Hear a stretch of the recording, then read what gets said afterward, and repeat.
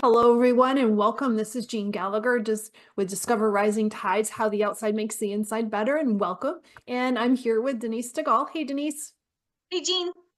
Hey, we're continuing our conversation on your interesting take on resolutions and how we should really look at these so much more differently than we do, because it's really a habit change.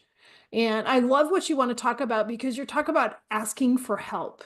And that's not something that's usually on the, it's not on the bingo card for resolutions.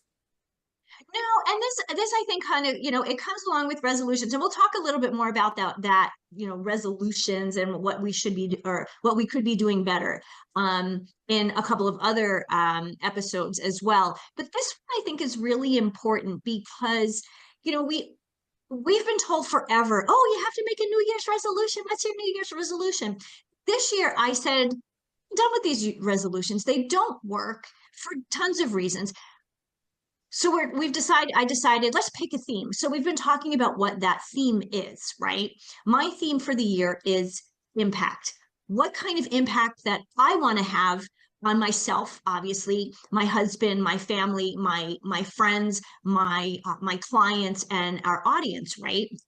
And what I realized in the last couple of weeks, that something is missing when we're creating this theme, whatever it is, impact, harmony, give it, whatever you've decided. What did you decide? Did you pick one?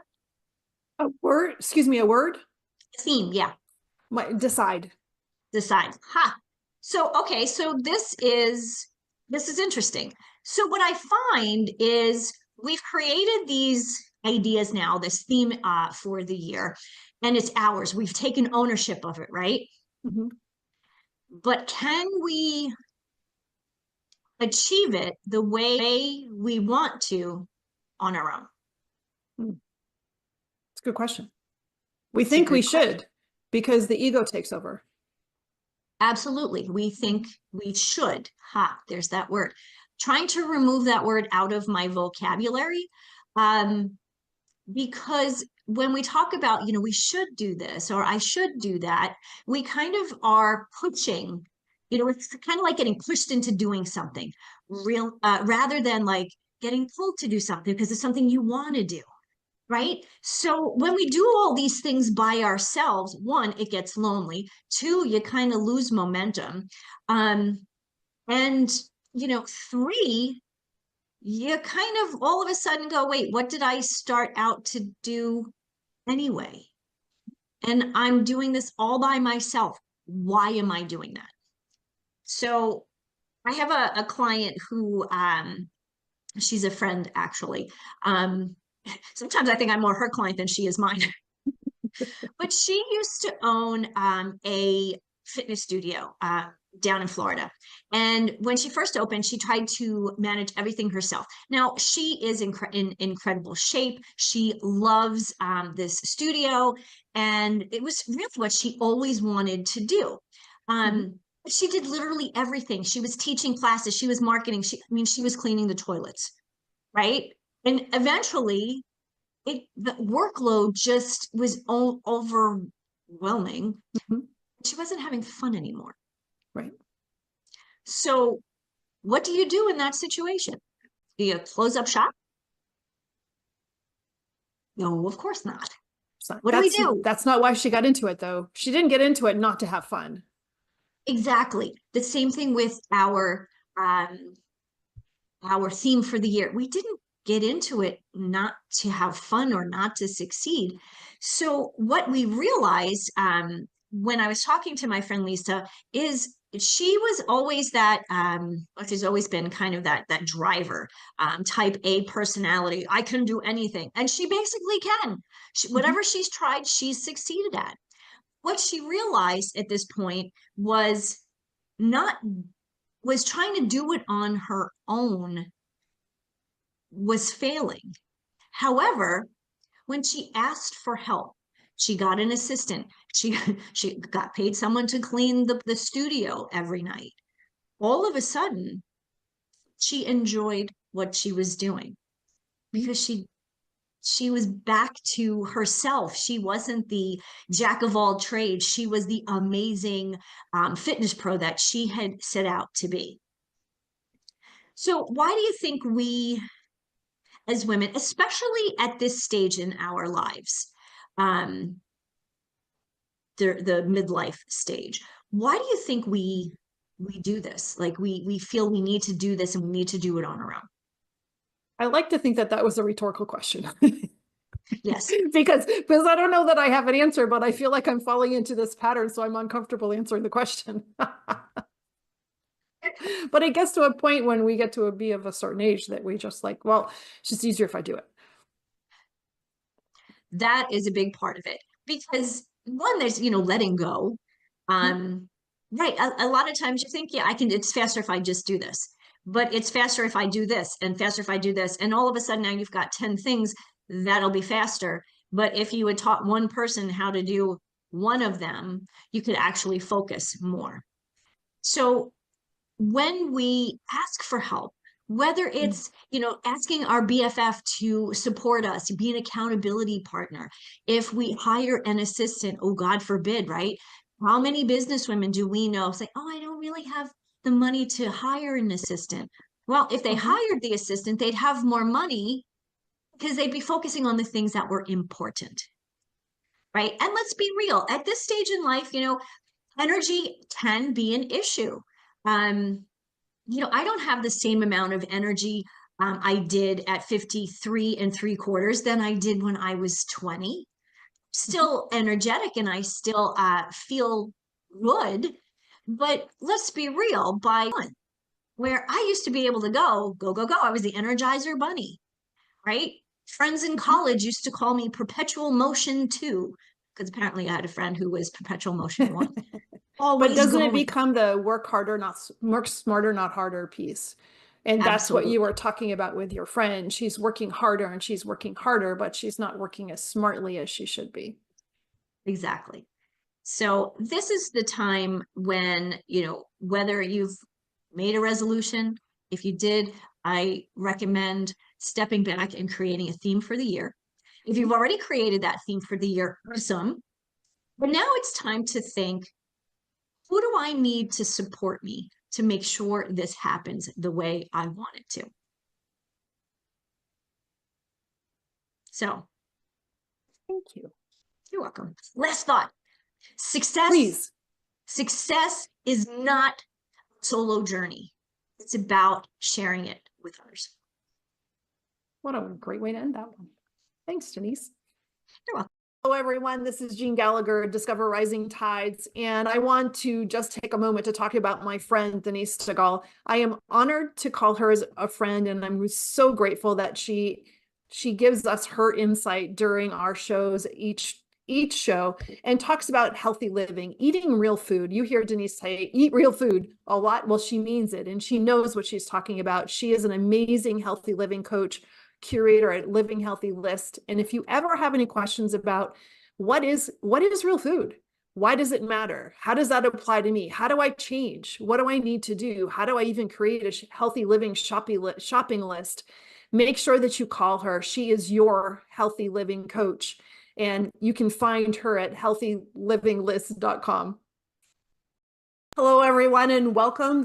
My name is Jean Gallagher, and welcome to Discover Rising Tides, How the Outside Makes the Inside Better. We're excited that you're here. And if you're listening to us out in podcast land and you'd like to see our happy faces, jump on over to YouTube, like and subscribe over there. We'd be glad to have you. And I want to welcome our guest today, Judith Richey. Judith, thank you so much for being here. Thank you for the opportunity to share today. Thank you. I'm excited, and as full disclosure, we've done this before because somebody, well, that would be me, forgot to hit the record button. And I know that everybody else that's experienced this level of communication has had that same faux pas. And so here we are, and we're going to reshare our conversation or whatever new conversation comes up with us today. So I'm excited for that. And before we dive in, Judith, give us a little bit about your background, and then we're going to get going. Oh, thank you, Jean. I told Jean before we started today that I think this is going to be probably the most spectacular podcast either one of us have ever done because See we've had that? so many gremlins. It's I know, right? really cute. I'm sitting where I'm sitting today because in 2008, I went through what we call a dark night of the soul experience. And it was just a wall that I hit in my life when I realized that the way I was doing life was not serving me. In fact, it Mm, was doing everything it could to destroy me physically, mentally, emotionally, um, you know, spiritually. And so I could have either kept going the way I was and probably ended up in a facility to work things out, or I mhm, could do what I did, which was step back from life for a little while and take a few months to do some self-directed healing. And so I chose option B. Um, it was really interesting because I said that to someone the other day and they said, well, how fascinating that you had the privilege of doing that. And I had mm, never considered that as a privilege because I was a very successful financial advisor at the time. And I mhm, was able to take advantage of leaving on a medical leave and still earning a very handsome salary for a year until I permanently disconnected from that company. Um, and so that kind of put an interesting take on it that I hadn't thought about it. So that there is some mm, privilege sometime associated with healing. And the work that I do now is a direct result of what I went through during that time and what I could not find for myself. mm. And so I have developed a program for other women and men, but primarily women who find themselves in that place and need some help. It's fantastic. It's not fantastic that you went through that, but what's fantastic about it is that you're able to take those life experiences, sit back and understand, okay, what's working and what didn't work. And this looks like something needs to be fixed because I can't be the only one out there that's experienced this. Yes, that is so prescient for you to make that comment. Um, Women share a collective journey. Mm, And what I have found is that we have been taught to not talk about what's not working for us in our mm, lives. And we used to just sweep everything under the rug, put on a happy face, pull up our big girl pants, pull ourselves up by the bootstraps, whatever terminology you want to use, and plow forward because women are kind of the glue that hold things together, right? And if it isn't working for your wife or your mom or your grandmother or your sister, oh, we don't talk about that. We mhm, just keep going. And one of the things that I love that's happening right now in our society is that women are finally starting to talk about menopause. And mhm, it's just fantastic because for so long we've whispered behind the closed doors about the change, mhm, and now women are demanding accountability from the medical mhm. community. They're sharing with each other. They're talking about this very natural phenomenon. And along with that, we have been able to open up the conversation about mental wellness, emotional wellness, healing, and working with ourselves at that level also that transcends just the physical. Yeah, and I am so fortunate to have met Denise DeGaulle, and she is our menopause mentor, and she comes on every show and does a piece about just about that, and for her to be so vocal and to be a resource, so important. But you're right, and I think part of you had used the word privilege, which is true based upon what you went through, but I think the word that came to me is bravery. Mm, To thank be you able for, to make a yeah, change. yeah, thank you Doing, for that. yeah. When I left my position as a financial advisor, when I took that leave, I felt like it was from a place of defeat and failure. And I really Sure. carried that around with me. It wasn't because I wasn't hitting the numbers. It wasn't because I wasn't doing what was expected. I was very successful, a six-figure earner, all the things. But God, I had insomnia and migraines and my body hurt all the time and my marriage was in the tank and I was just a mess. And so I really felt like a failure. And, kind of like with the Scarlet Letter, I felt like I was walking around with this F on my chest that everybody could see what a failure I was. And it was when I was on a plane trip coming home from a conference And I was talking to the woman next to me in the seat who happened to be a life coach, and I didn't know what life coaches were at that time, and kind of told her what it was going on in my life. And she looked at me and said, "What gave you the strength and the courage to do that for yourself?" Mm. And you could have pushed me over with a feather when she said that, because I had never looked at what I did advocating for myself as strength and courage. And now you put bravery with it. And Mm-hmm. it is a place of strength and courage and bravery to recognize that it is okay to advocate for ourselves and to ask for that help. Yeah. Mm-hmm. And it becomes very difficult, especially as a female, because we all hold many different roles inside of the family. And when you put career into that mix, as well as family responsibilities, and if you happen to be a parent or you happen to be a spouse, and managing the household and all of those things together, it's not okay and it's not normal to say I am successful, but I'm a hot mess and I need to pull back and step away. That's looked at so negatively, rather than acknowledging you are a success, but your body is telling you that something is out of sorts and out of whack, and the body is going to scream as loud as it needs to ensure that somebody hears the message. That is so true. And for 3 years, I was screaming loudly, and Mm. no one in my purview got it.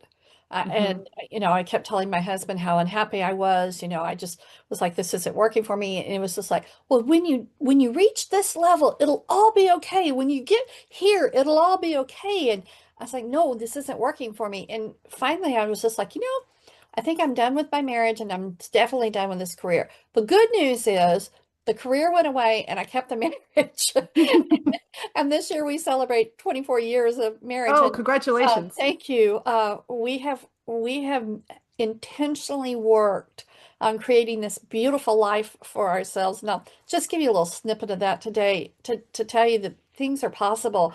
Um, I took my car to get detailed, and my husband took everything out of my car for me and put it in our garage. And I didn't know this. I thought everything was still in the garage.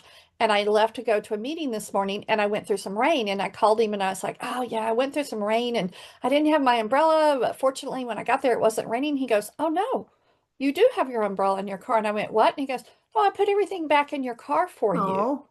And I didn't even know that. And I thanked him and I hung up. And then I got really all the warm fuzzies. And I called him back and I said, "I'm literally sitting here driving with tears in my eyes because of what you did for me, and what a loving thing that was, and how loved I felt, and how my heart is just so full of love for you doing that little small thing for me." And I just wanted to let Mhm. you know that we weren't there, you know, 15 years ago at all. Mm. We That's weren't there. amazing. And And it's also amazing that you took the space to acknowledge the act. it's just a small thing, right? Mhm. And Mhm. that helped him and it helped me. And, in the middle of all of this, there's a couple of phrases that I want to talk about that get used all the time when you're talking about personal development and healing, and that's broken and fixed. And, the first thing I say to people is, you're not broken and you don't need to be fixed. Mhm. We carry wounds at a level that transcend the conscious and the subconscious. I call those soul wounds. And those can come from things that we've experienced in this lifetime. They can be familial things, they can be generational. And if you ascribe to this, they can even be things that you bring into this lifetime with you that have not had a chance to heal prior to this lifetime. That's the level that I work on. And I didn't even know all of that back in 2008. And so Mm. as I have studied and gotten all my certifications and become a practitioner, this has been something that I've realized. And we create patterns in our lives based on our experience, based on our generational and familiar patterns that cause our brain to react a certain way, right? So let's talk about the neuroscience of this, because that's very prevalent to self and personal development. It's something that isn't talked about very much. We're wired for safety. That's just a fact about humans. We have that fight, flight, or freeze reflex built into us. It's called the autonomic reflex. And we can actually flip into that state in nanoseconds anytime we feel like Mhm. we're under threat and not safe. In our world today, we constantly feel under threat. Every Mhm. social media post, the news, emails, listening to podcasts, reading things, you know, the sky is falling, the sky is falling. And so we have this constant state of fight, flight, or freeze, which causes our cortisol to raise, which causes our brain to stay in a constant state of alarm. And we have very few tools that help us come out of that. It usually takes about 12 to 24 hours for us to go from the autonomic response to the rest and digest response. Okay. And so we can use different tools and resources to accelerate that so that we don't stay in that heightened alarm state.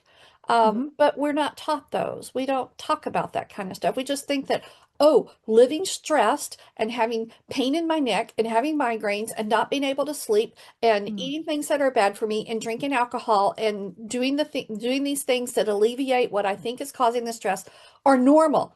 And that's really not normal for us. Mm. And getting to a point where we can, what's really difficult is finding the right person to talk to that can recognize these things. But I have a question. I want to go back just a smidge because a word has come up a couple of times, and I think it's interesting, and it's all connected. But I want to ask you a question if you don't mind, and then we'll get back to this other piece because I Oh, think it sure. interconnects.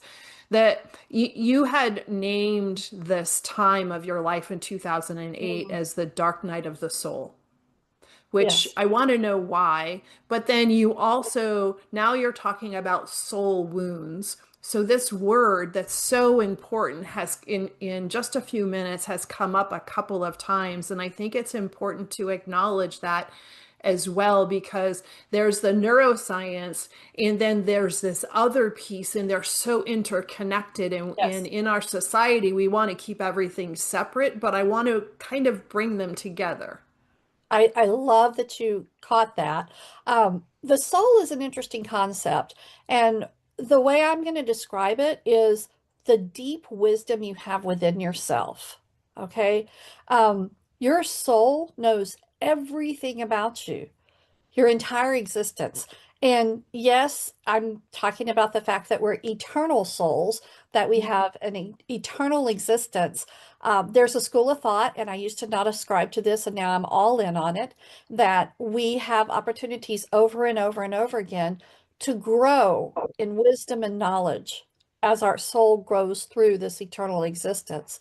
Um, and it's because of that knowledge that we have the ability to tap into it on a Mhm. different level. Some people, okay, so I have beautiful tools, beautiful gifts that I've been given of intuition. I can see, hear, feel, and know things about myself and other people. And I teach all of my clients how to access their soul's wisdom if their intuition is not attuned. And I use a specific technique called muscle testing. Mhm. If you've ever been to a kinesiologist or a chiropractor, a lot of times they use it. They'll have you hold your arm out and they'll press down on your arm, or they'll press on certain areas of your body muscles to see how they're reacting. Well, in the spiritual world, in the mindfulness world, you can use muscle testing as a way to get a physical answer from your soul. And so Mm. I teach all of my clients how to muscle test. It's very simple once you are completely calibrated, and you just get yes, no answers. So if you're Mhm. working through something, you can tap into your soul's wisdom and get those answers without having to sit around wondering what's going on, what's wrong with me. There's nothing wrong with you. You are given an opportunity to connect with yourself at a different level. Mm. And so my mind is going in like four different directions. The I think that the can we break down the soul wounds part for just a second? Sure. because I Sure. think that that's important. And things, as we're talking about the deep wisdom, and that in your soul knows what's going on, that's so intangible, but things that are happening to us leads a kind of like a GPS in reverse. It leads a roadmap of where we've been, the positive and the negative. And you're talking about these soul wounds, and don't they need to be recognized in order to shift changes going forward? 100% they need to be recognized. Um, when I, so I'm going to answer your question about Dark Night of the Soul first, okay? Okay. That is not my term that I coined. That is a term that is used. There's a fabulous book for those of you who like to read called Women Who Run with the Wolves. Mm, And it's a tome. I mean, it's several hundred pages long. But what it is it's different hmm, parables and fairy tales from mhm, different cultures that describe the woman's journey. And in the book, it gives a breakdown of what the story is about, what the parable is about, and talks about it. And I don't know if it was Eckhart Tolle or someone else who coined this phrase, Dark Night of the Soul, but it's where we just go inward and mhm, everything in our life has just gone to hell in a handbasket. And it's an opportunity for us to get very introspective and go in and start looking at what's going on, what are the patterns that we see, what are the healing opportunities for us. And I did that all by myself in 2008 and 2009 because I could not find any direction. So I sat on my couch for about 6 months through this dark night experience, me and God, and crying and reading, and just figured it out. And then then different resources were started to be revealed to me. So that's the dark night of the soul. Now, this is where it gets a little woo. So, just hang with me, okay? Um, if you can wrap your head around the fact that our soul is an eternal being, we have an eternal existence in our soul, and we bring forward experiences into this lifetime, and the lifetimes that we have give our soul opportunity to learn things, to grow things, right? When we have not healed wounds that we've had in the past, and we bring them forward into this lifetime, they're going to affect our human existence. And so those are what I call the soul wounds. And those are the things that, you see patterns of behavior, you see yourself reacting certain ways, you can kind of start figuring out your triggers. Um, and you're like, well, intellectually, I don't choose this, but for some reason I keep showing up a certain mhm, way. Well, maybe it's because when you were 3, your little brother locked you in a closet, and that created a soul wound at that point of abandonment or of abuse of a certain type. Or maybe your parents didn't come rescue you, so you learned how to distrust authority. All these things are soul wounds. And I'm purposely not using the word trauma because I think trauma gets tossed around a whole mhm, lot as a catch-all phrase. And I think there's different levels. I don't think, I know there's different mhm, levels of how we experience trauma and how it dissects in our life. Like it can cause the inner critic to really be loud. It can cause limiting beliefs. It can cause sabotage patterns. Phobias even are part of a trauma cycle. So with the muscle testing, we have an opportunity to explore where those soul wounds lie, and then mm, use my methodology to clear, and here's the important words, the energetic residue of those wounds. Not mm, erase them, not ignore them, not say they never happened, but we clear the energetic residue that we're still living with. Now, let me connect some dots for you, okay? mhm, I'm going to bring the neuroscience back into it. So on the spiritual side, we talk about the energetic residue. In mhm, neuroscience, we talk about the default mode network. The default mode network is those knee-jerk responses that we just default to in different situations. they're tied to each other. They're part of the same pattern.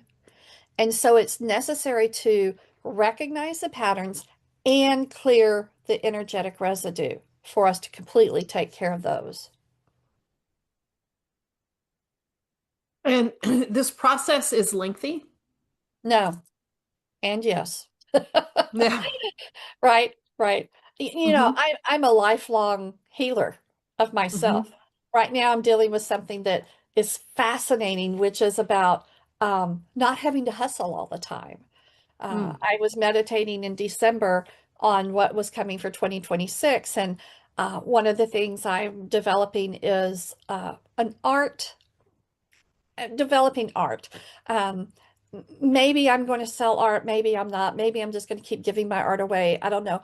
But one of the things that I heard in this meditation in December was you don't have to hustle and you can take time and enjoy your art in 2026. Okay, so um, I'm unwinding from hustle culture. Mm. My nervous system is recalibrating. Hmm. I'm almost 67. You would think, you would think somebody at 67 might have it all figured out. Nope, this is new. No. I'm recalibrating at 66, of what life looks like for me.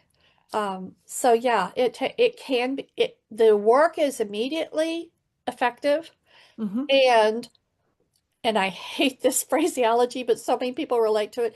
The layers of the onion that you peel back, that's what we're doing. Yeah. Yeah, I think I could use the word despise and that description at this in the same sentence, but it is true that it creates this picture that people relate or it resonates and but yes, I totally understand.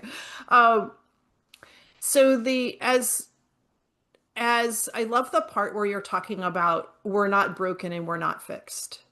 And this what I'm feeling, the word that comes up, especially when you're talking about your experience and coming into this year is transition. Mm. That I comes like up that to me. word. Yeah, I like that word. I use transformation. Mm, And here's the reason why. Uh, as I've done this for the last 15 years, I've recognized that there's actually 4 steps in the process. And so I've called them the Richey method. Okay. hmm. And I'm not a licensed psychologist or a psychotherapist. I am a certified practitioner. And I recognize that therapy has a place in our lives. It's a great place to go get awareness. It's a Hmm. great place to talk things out, to have someone ask you probing questions, and for you to be in a safe space to just talk where nobody else is going to listen to you say those things, right? So that's Hmm. actually the first step in my process is awareness. But I approach it a little bit differently because what I do is I approach it through muscle testing and asking lots of inquiring questions, having those inquiring conversations with my client, answering through muscle testing. Well, in that process, then we go to the second step, which is breakthrough. And that's the ahas, the light bulb moments. This is where a lot of people think, oh, I've got it now. I can go on. What they're missing is that transition, that transformation, which is Hmm. the actual healing work. Okay. And this is where I like to help them understand and connect the dots with the neuroscience and then bring in the spiritual and energetic resources and tools so that they can develop those on their own, learn them from me, and then have those as part of their toolbox to be able to do this for themselves going forward, which is the last step, which is embodiment and integration. So my view is let's figure out what's underneath everything. Let's work on getting the energy behind that cleared, healed, released, and then let me teach you these tools and resources so that you can use those on your own going forward. Mm. So does somebody need to have such a life-changing moment as you did in 2008 to find relief or comfort or assistance through this transformation? Or what can be, what do you find are triggers that somebody says, oh, I really need to talk to somebody and Judith is the right person? That's a great question, and thank you for breaking it down that way. The answer is no, you don't have to have such a huge life event like I did. I had a woman come to me recently who's very spiritual and has her own gifts, and yet she realizes there's a few things she couldn't get to on her own. Hmm. And so one of her desires was to figure out what was causing her so much anxiety when she had to stand up in front of a group of students and speak. And so we're working on that. And, Hmm. that's not I'm going to sit on the couch for 6 months about it kind of thing. That was just like, I want to be able to do my job more efficiently and effectively. And so it's anytime you realize there's something just not working in this situation, Mm. and I can't put my finger on what it is. Or a disconnect. Yes, that too. Hmm. So moving along in whatever you're doing and it's going really well, but there all of a sudden there seems to be something there's a hitch in the step, or there's just something that's unidentifiable that feels like it's a block, but maybe I'm just making it up. No, and you're But that right. could You're be, right but I about mean, and that. in your head you Yeah. go, well, maybe I'm just imagining this. Right. I'll give you a couple examples. I had one client who came to me and he kept having the same reoccurring nightmare. He'd had it Mm. for decades. And we got in and we did the work and we figured out what was underneath the nightmare. We cleared it. He doesn't have the nightmare anymore. Wow. You know? And then I had another woman, and this gets into the woo a little bit too. Um, in relationships with men, she kept feeling like she was suffocated. Well, what we identified was that in a past life, she had indeed been suffocated and killed by a husband. Oh And my. so that was one of those soul wounds that she had carried into this lifetime that we had an opportunity to heal. She doesn't have that anymore. That's amazing. So one of the things that we had talked about way, way before was finding a source of purpose. Mm, And this is all interwoven in everything that you're talking about, isn't it? yes. And I was talking to somebody else on a podcast a while ago, and she was she helps people become published because she's an author and she had to self-publish and now she helps people go through that process. But she was talking about the anxiety that she was having, the severe anxiety that she was having, and one of the things that helped her through that process was finding a purpose. And Hmm. when I had that conversation with her, that word just seemed to resonate. And you had brought it up too. And I wonder if we as a society, we're so, like you already talked about it, we're so, everything is just falling on top of us. And it's easy for that source of purpose, or, who am I, what am I, to either get buried or ignored with all the Yeah, noise. yes. And, factor in, okay, so let's just look at a woman's life, right? Hmm. When a woman is born and she's a little baby girl, right? What do people say about her first off? Oh, she's so pretty. She's so cute. Look at how precious she is. So from the get-go, girls are domesticated, to use a term from Don Miguel Ruiz, who wrote the Four Hmm. Agreements, domesticated to slot into a certain role. Boys Hmm. have it happen to them too, but I'm going to speak to women, right? And so when children are growing up, when they're about two, they learn the word no, and they learn to advocate for their own self. Okay. Hmm. And then we teach them not to because it doesn't suit our purposes. But a Hmm. 2-year-old is really clear about what they do and don't want in life, right? And then we teach them, no, that's not appropriate. And girls are not allowed to be aggressive or Hmm. to speak up for themselves or to be assertive because they're considered bitches as they grow up. Women who are assertive and aggressive and Hmm. who advocate for themselves, that's the slot that they're put in. And then we don't ask children, who are you? We ask them, what do you want to be? So we're Mm. already creating We're human doings, not Mhm. who Human we are. We're beings. not talking to them about who we are. And so it's interesting to step back from that when we look at our life purpose.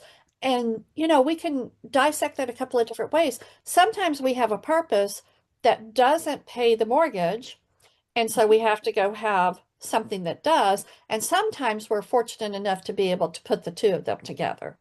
Mhm. And I know plenty of people who do one thing to pay the mortgage and then have their causes and their different charities and philanthropy and work that they do on that side to fulfill their purpose.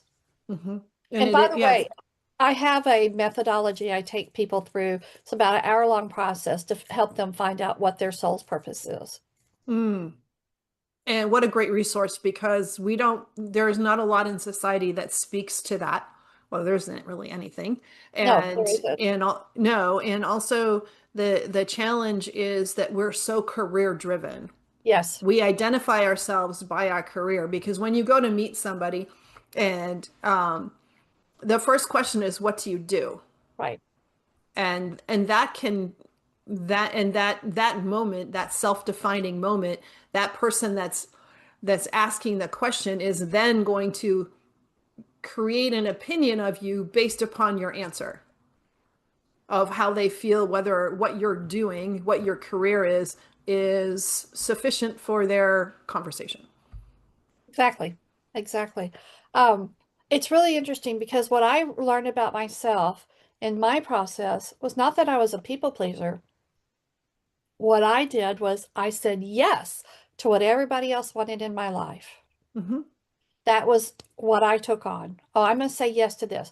You want me to go to this university? Yes. You want me to be in this program? Yes. You want me to, uh, and it's part of the reason I married my first husband, because the thing was graduate high school, go to university, get a job teaching. It had to be a teaching job, get married and have babies. Well, I had done one, two, and three. And so I looked at the list. Okay, now it's time to get married and then start having children. So I married this Hmm. guy. And our marriage broke up because he had an affair. But I was equally culpable for the demise of our marriage because I married him because he was the next thing on the list. Hmm. Hmm. And boy, that took so much forgiveness for myself and forgiveness for him, and then part of I kept the pattern going because when I met my now husband, he was the one who said, "Oh, you should be a financial advisor." And we were dating and we were heading toward marriage, and I thought, "Oh, if I don't do this, he's not going to love me, and we're not going to get married." So yes, I'll go do that. Hmm. And then when I woke up, because there was definitely a moment where I woke up and I started advocating for myself and I stepped into my self-agency, I realized what the pattern was, that I was saying yes to everybody else. And now I say yes to me first. And then I examine everything from that place. Hmm. So what does it look like when people are working with you? It can be a couple of different ways. I have one-on-one work that I do with clients. That's private work. It's very intense, and we can work together for, a couple of months to a couple of years, and anything in between, whatever works out best for you. What I needed when I was going through my experience, so my dark night of the soul experience, I needed guidance and direction, and I couldn't find any. And I couldn't everything I found was on the terms of, how to be a good wife, how to be the perfect wife, blah, blah, blah.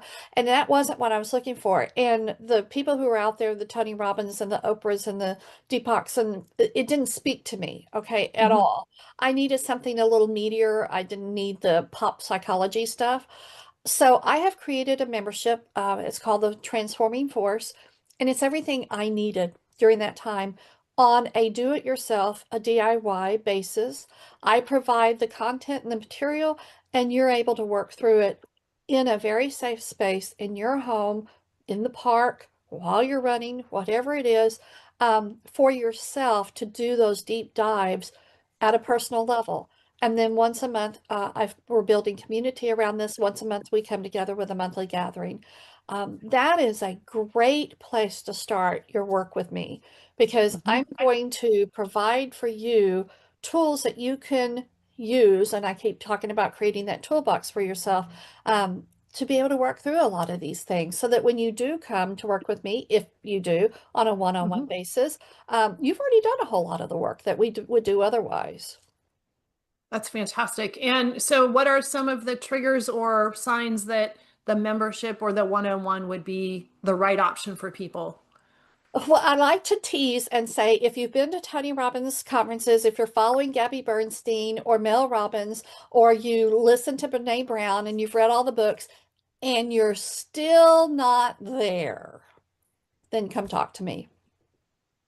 And, you know, there's something happening in the personal development world, especially the social media personal development world. And I have two terms that I like to use. One is toxic positivity, and the other one is toxic gratitude. And I know everybody listening to us has thumbed through Instagram and seen those, oh, if you just fill in the blank, you'll be fill in the blank, right? That's toxic positivity because that's not true. And someone who's really struggling, who is in that dark place, who might be dealing with anxiety or depression or grief or working through trauma and maybe not even realize that, they look at that and they think there's something wrong with them. And so that sets up a shame and guilt cycle.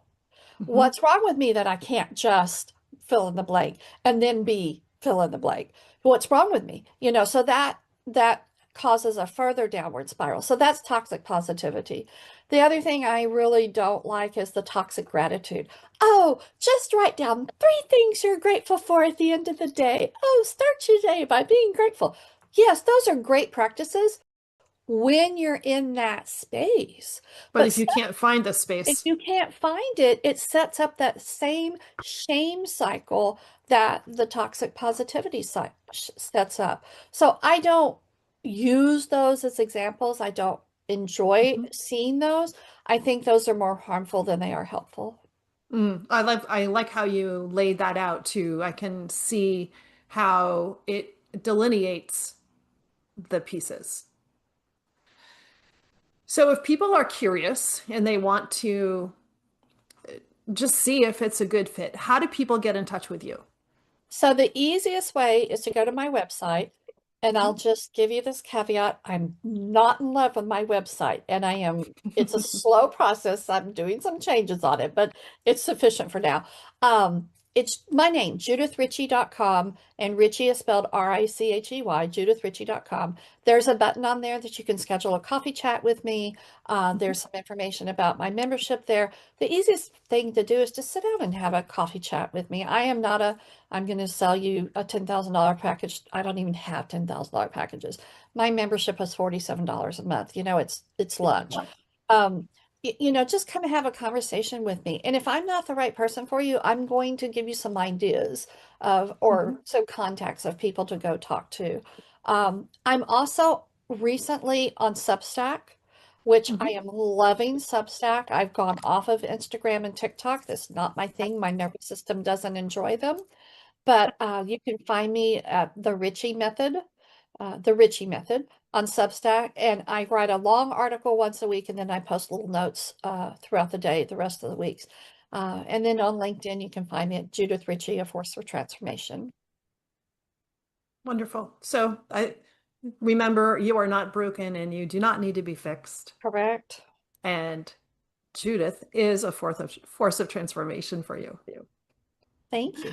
Yeah, thank you. This has been such a lovely conversation. Thank you for sharing your personal thoughts as well as how you are making such a difference for people. And I encourage everyone that says, geez, this sounds like something I might need to ... reach out to you and see if it's a good fit. Thank you, Jean. I am so honored to be able to visit with your audience today and with you. And we make a great team. So thank you. We do really well together. Thank you so much for listening today. Today's show is sponsored by Seaside Solutions, my financial services company. As a business owner, it's easy to be pulled in many different directions, and often taking care of yourself plummets to the bottom of the list. For me, I find myself outside to reground. My time outdoors helps me manage my day more effectively and be more present for my clients. Through this, Discover Rising Tides was born. At Seaside Solutions, we truly believe that education is the foundation of financial wellness. Our primary focus is to provide guidance that is designed to help you achieve your long-term financial goals and visions. Working with a plan allows space for doing more things that you love, like being outside to make the inside better. If I can help you create or realign your plan, or if you would like to be added to my weekly newsletter, please let me know. This week's topic was 5 ways to set more achievable goals.